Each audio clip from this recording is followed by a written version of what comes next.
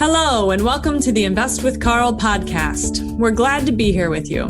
This podcast will bring you obviously everything about Carl investments, discussions about new features and strategies being launched, as well as commentary on general alternative investments news, slanting towards quantitative perspectives, and the general democratization of sophisticated investments.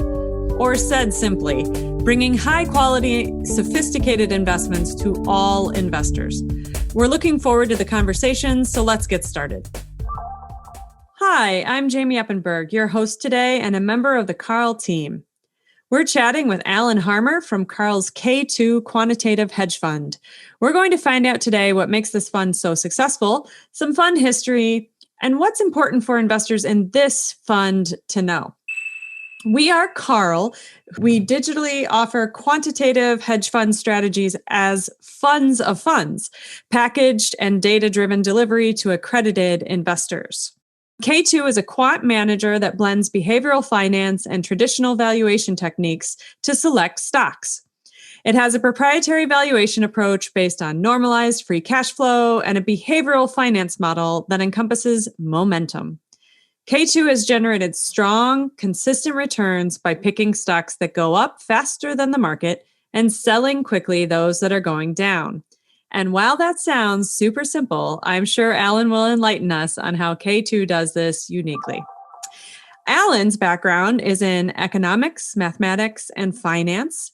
He has worked in banking and investment centers all over the world, New York, London, Melbourne, Mauritius, Mumbai, and now he's in Sydney.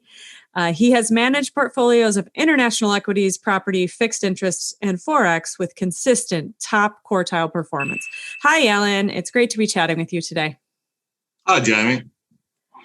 All right. So to kick us off, the first question we ask all the strategies is what has made K2 successful so far, and why do you keep it in your portfolio, aside from the fact that you run it? I guess to take it back, when we started K2, we were looking at how other funds were performing and seeing the good and bad elements of them. And we found that without exception, they weren't holding the best stocks, which seems kind of crazy because that's the end point of the game. And so we reverse engineered the process to see if we could come up with a process that would find some of, not all, but some of the better stocks. And that's what we've done consistently over the last 20 years. It still works. It's a process that's consistent with the way I manage my own money, and I'm fully invested in it. So that's the background to it, and that's the likely future of what we're aiming to do. Now, 20 years ago, you guys, in order to figure out how to find the best stocks, you did some research, right? Is that right? Yeah, as I say, we looked at what the other major money managers were doing, and seeing their results. The figures are still broadly the same. Something like 3/4 of all managers underperform the basic market index, which is terribly disappointing.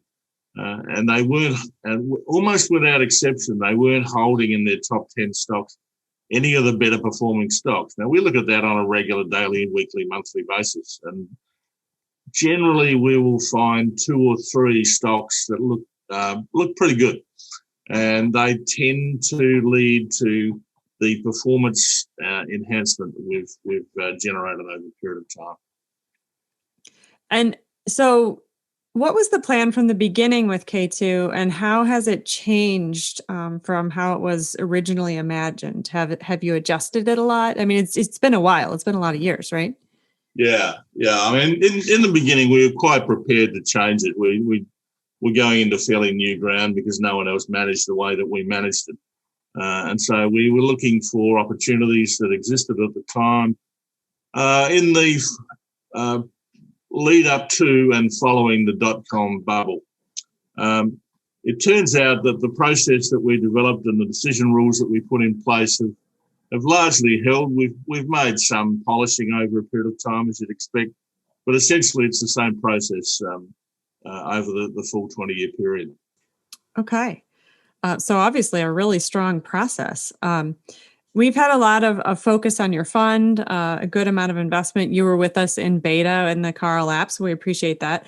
We look a lot at the investments digital revolution, that really digital and technology are beginning to reshape investments from Robinhood and Yield Street, Fundrise, and now Carl with quantitative hedge funds.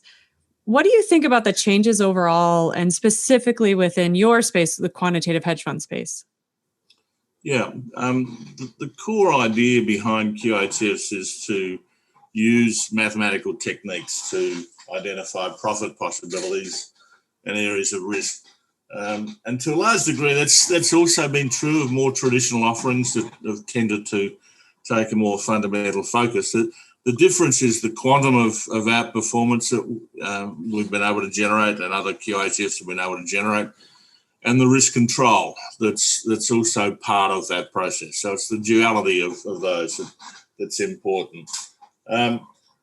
Essentially, we would look at it as being a tool for enhancing our decision making rather than a be all and end all of the investment game.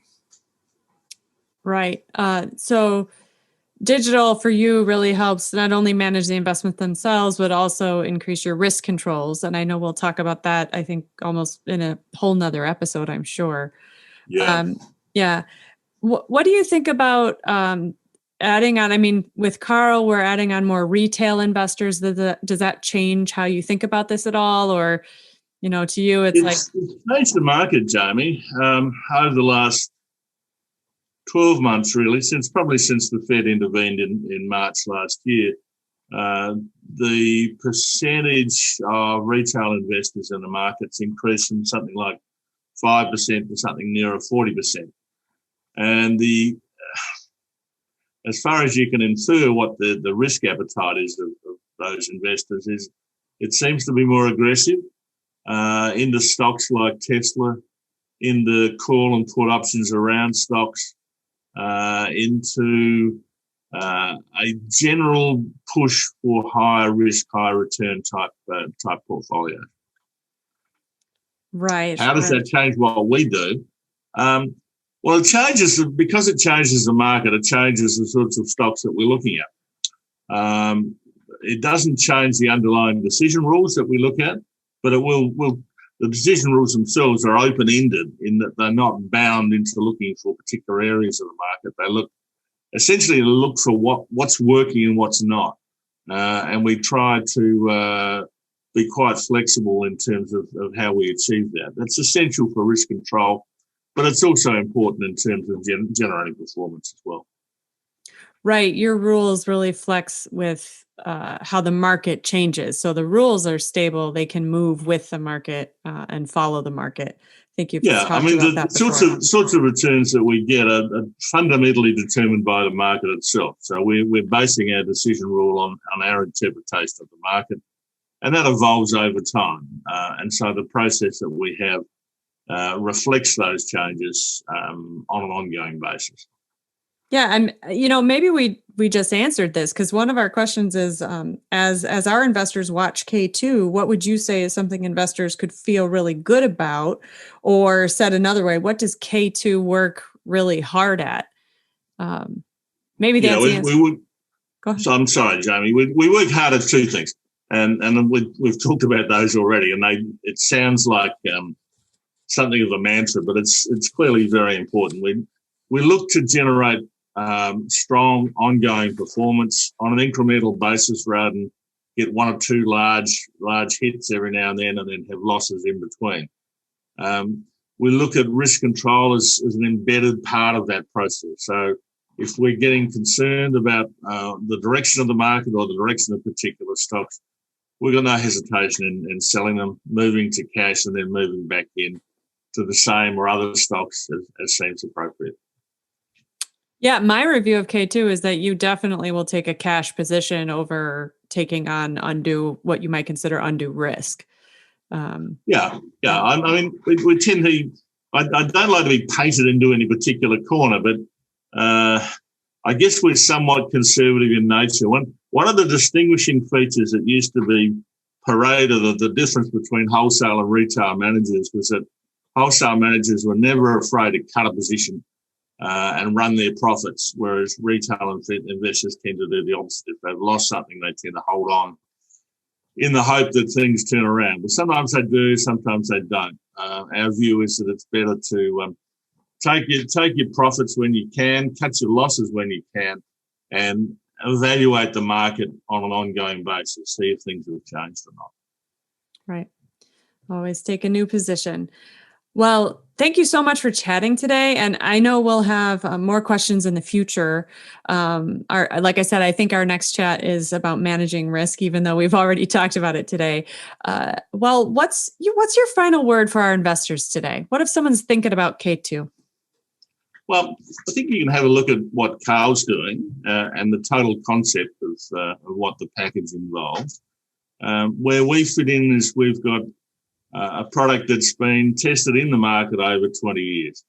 Monitor that, see how it works, why it's working, whether the market is amenable to that particular style continuing to be appropriate in the future, how it addresses risk, what the returns are looking to be, and see how that evolves and is consistent with the risk profile of the individual investor. Excellent. And I'll just reiterate to our investors, I've spoken with Alan a couple of times, and I can tell you all he does is think about the market and where it has been and where it is heading. It's a wonderful conversation. Alan, thank you so much for joining us. Investors, thank you for joining us for another episode of Invest with Carl, and we will see you next time. Bye-bye now.